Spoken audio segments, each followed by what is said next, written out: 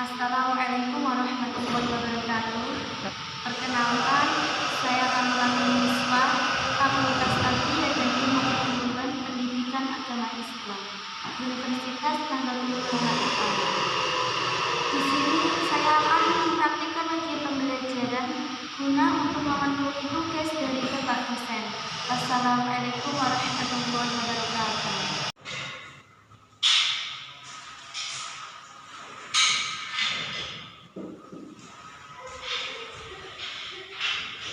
Assalamualaikum warahmatullahi wabarakatuh. Waalaikumsalam warahmatullahi wabarakatuh. Berdoa. Bismillahirrahmanirrahim.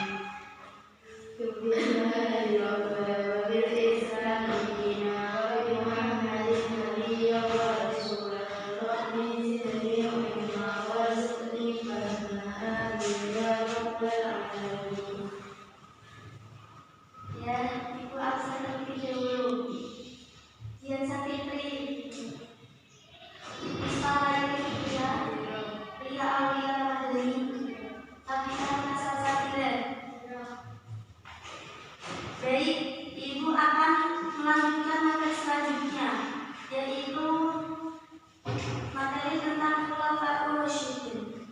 Nah, jelas Khulafaur Rasyidin. Khulafaur Rasyidin menurut istilah itu pemimpin atau dikatakan pemimpin umat Islam atau pengganti Muhammad Shallallahu Alaihi Wasallam. Bismillahirrahmanirrahim. Nah, Khulafaur Rasyidin itu pemimpin yang telah mendapat petunjuk dari Allah Subhanahu Wa Taala untuk meneruskan perjuangan Nabi Shallallahu Alaihi Wasallam. Secara bahasa, Khulafaur Rasyidin berasal dari bahasa Arab, yaitu Al-Khulafaur Rasyidin, yang artinya mereka yang mendapat petunjuk. Jadi, seorang khulafa itu yang sudah pasti mendapat petunjuk dari Allah Subhanahu Wa Taala. Nah, di sini Khulafaur Rasyidin ada 4. Siapa yang sudah pernah mempelajarinya?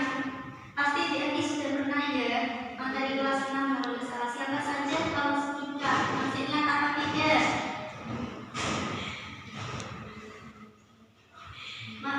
Lupa ya? Ada lupa? Yes. Nah, tokoh-tokoh Khulafaur Rasyidin itu ada 4, yakni yang pertama Abu Bakar As-Siddiq, yang kedua Umar bin Khattab, yang ketiga Utsman bin Affan, dan yang terakhir yakni Ali bin Abi Thalib. Nah, itulah pemimpin Khulafaur Rasyidin. Khulafaur Rasyidin ditunjuk dari Allah bukan berarti atas keturunannya Nabi Shallallahu Alaihi Wasallam, melainkan berdasarkan konsensus besar. Berarti Khulafaur Rasyidin itu yang benar-benar membela agama Islam, yang benar-benar berani memperjuangkan agama Nabi Muhammad Shallallahu Alaihi Wasallam. Yang kedua, Ibu akan menjelaskan tentang latar belakang munculnya Al-Khulafaur Rasyidin. Pada waktu itu ada perselisihan kaum Muhajirin dan kaum Ansor. Kaum apa tadi? Muhajirin dan Ansor. Waktu itu Rasulullah SAW wafat. Situasi di kalangan kaum muslimin sempat kacau, dan itu disebabkan Rasulullah SAW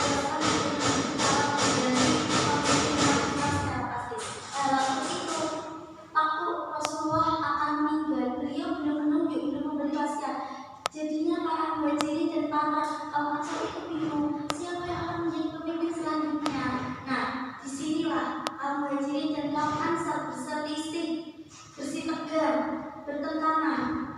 Kaum muhajirin mengajukan Abu Bakar, tapi sedangkan kaum Ansor mengajukan Sa'ad bin Ubadah. Nah, kaum muhajirin menunjuk Abu Bakar sebagai kandidat pemimpin umat Islam dikarenakan dengan berbagai argumentasi. Sementara Abu Bakar As-Siddiq adalah orang yang pengikut pertama dan berjuang sejak awalnya Rasulullah SAW. Maka Abu Bajir memilih siapa tadi? Abu Bakar As-Siddiq. Tetapi kaum Ansar memilih Sa'ad bin Ubadah karena kaum Ansar yang pertama kali menolong Rasulullah. Tapi di sini perselisihan tersebut dapat diselesaikan. Berarti tidak ada pertengkaran, tidak ada perpecahan. Setelah itu Umar bin Khattab mengemukakan berbagai argumentasi. Selanjutnya ia membaiat Abu Bakar. Maka dari itu Abu Bakar yang ditunjuk oleh Umar bin Khattab untuk menjadikan siapa? Rasulullah. Nah, diikuti oleh Sa'ad bin Ubadah. Berarti waktu itu Sa'ad bin Ubadah membantu sepertinya sebagai wakilnya Abu Bakar As-Siddiq. Nah, selanjutnya biografi Al-Khulafaur Rasyidin. Yang pertama siapa?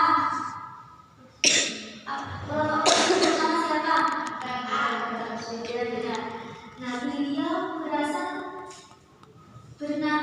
asli namanya yaitu Abdullah bin Utsman bin Umar bin Ka'ab bin Sa'ad bin Ta'ib bin Murrah bin Ka'ab bin Lu'ay bin Ghalib bin Fihr bin Quraisy bin Taim. Bertemu nasab dengan Rasulullah SAW pada kakeknya Murrah bin Ka'ab bin Lu'ay. Berarti Abu Bakar As-Siddiq masih ada dunianya, masih ada nasabnya dengan Nabi Muhammad.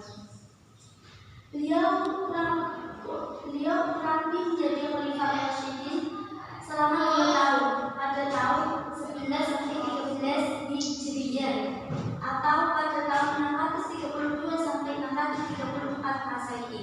Beliau wafat di usia 63 pada hari Senin, berarti umurnya sama dengan Nabi Muhammad. Nah, setelah selama 16 hari terberhenti tempat tidur karena sakit, dan beliau sudah mewasiatkan agar Umar menggantikan sepeninggalnya. Berarti waktu itu Abu Bakar sudah mewasiatkan kalau setelah pemimpin Abu Bakar yaitu Umar.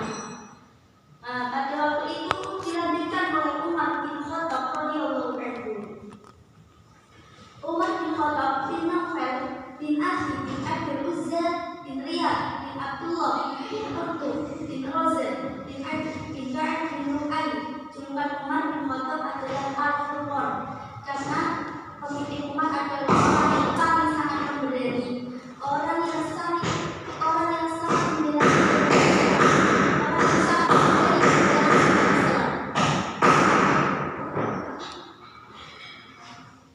Umar bin Khattab yang berani menyebarkan agama Islam secara terang-terangan, yakni beliau berani membela Nabi Muhammad secara terang-terangan.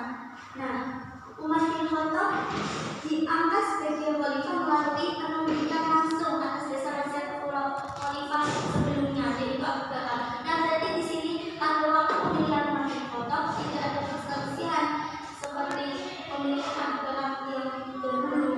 Nah, waktu itu Umar langsung ditunjuk langsung oleh Abu Bakar As-Siddiq. Ia memerintah sebagai pemimpin selama 10 tahun, yaitu pada tahun 13 Hijriah sampai 23 Hijriah. Dengan berbagai prestasi yang Umar lakukan ataupun yang Umar kembangkan Umar bin Khattab.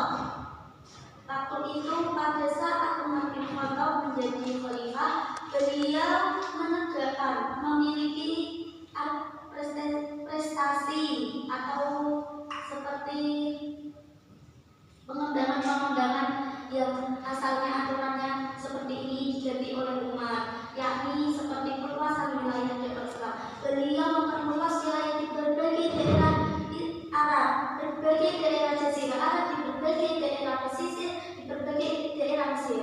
Seperti halnya di Askandaria. Nah, beliau berdakwah di situ. Beliau menyampaikan agama Islam dengan secara terang dan dengan secara baik tentram.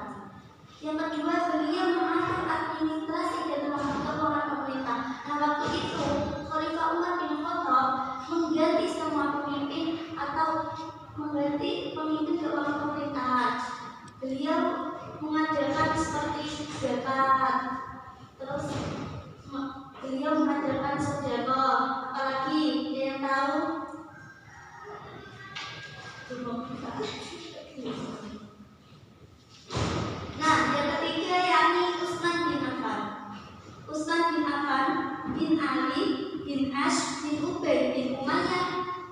Hisham bin Abdul Manaf bin Qusay bin Kilab bin Murrah bin Ka'ab bin Lu'ay bin Ghalib bin Fihdin bin Malik bin Kinana bin Huzaimah bin Mudrikah bin Ilyas bin Mudar bin Nizar bin Ma'ad bin Adnan. Berarti beliau bertemu nasabnya Nabi pada Murrah bin Kilab. Nah, berarti Utsman bin Affan masih ada nasabnya dengan Nabi Muhammad. Nah, nama panggilan Utsman adalah Abu Umar bin Abdullah al-Quraisy al-Amawi. Nah, dulunya Utsman itu dipanggil oleh Abu Umar bin Abdullah. Nah, setelah beliau menjadi khalifah, beliau diganti dengan nama Utsman bin Affan. Utsman bin Affan menjabat sebagai khalifah selama 12 tahun. Pada tahun 23 sampai 35 Hijriah, beliau diangkat melalui dewan pemilihan khalifah, yaitu semacam tim formatur yang dibentuk oleh Khalifah Umar bin Khattab. Oh, berarti beliau dipilih seperti pemilu. Kayak coblosan menurut cantiknya, kayak sampai ada calonnya seperti Umar, terus siapa. Nah, itu Utsman dipilih seperti itu. Waktu itu Utsman bin Affan yang mempunyai suara yang paling banyak. Pada waktu itu Utsman lah yang menjadi khalifah setelah Umar bin Khattab. Nah, selanjutnya Khalifah Ali bin Abi Thalib. Ali bin Abi Thalib bin Abdul Manaf bin Abdul Uzza bin Abdul Muttalib bin Hashim bin Qusay bin Kilab bin Murrah bin Ka'ab bin Lu'ay bin Ghalib bin Fihdin bin Malik bin Kinana bin Nadhr. Ali mendapat julukan Karamallahu wajhah. Karena apa? Karena Ali bin Abi Thalib apa? Karena beliau yang nikahi juga. Karena apa? Saya tahu. Apa?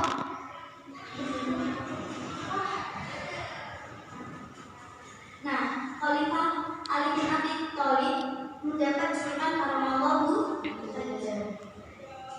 Ali bin Abi Thalib menjabat sebagai khalifah kurang lebih selama 5 tahun. Pada waktu tahun 35 sampai 40 Hijriah, berarti sudah lama banget, sudah bertahun-tahun, sudah ratusan tahun. Ini kan sudah tahun berapa? 1164. Berarti sudah lama banget. Beliau diangkat sebagai khalifah dengan melalui berbagai intrik politik yang luar biasa. Waktu itu berarti Ali bin Abi Thalib itu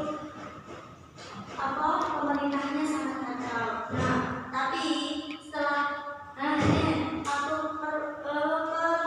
pergantian Khalifah Ali bin Abi Thalib ada pertentangan antara siapa? Kaum Khawarij sama kaum Syiah. Itu ada persenjataan yang sangat ketat, ada bersitegung yang sangat.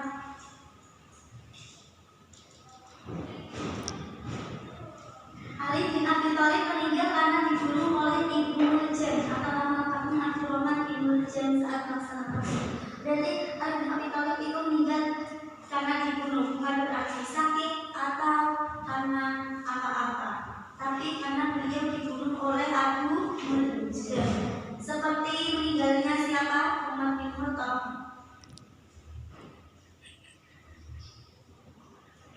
Abu Bakar. Umar bin Khattab, seperti meninggalnya Khalifah Umar bin Khattab. Beliau meninggal karena dia ditusuk oleh Abu Bakar ketika melaksanakan sholat subuh.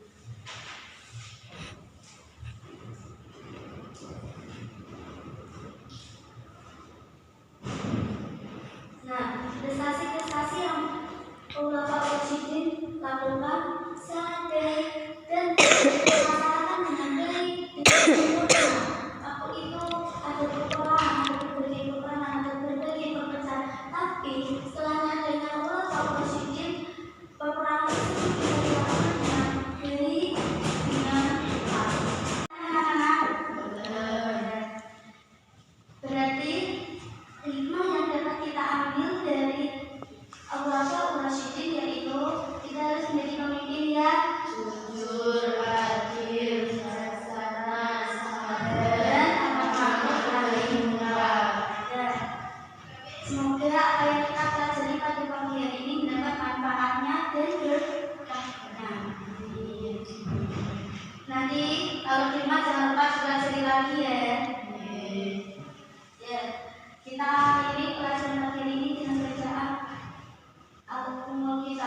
dengan isi Al-Fatihah.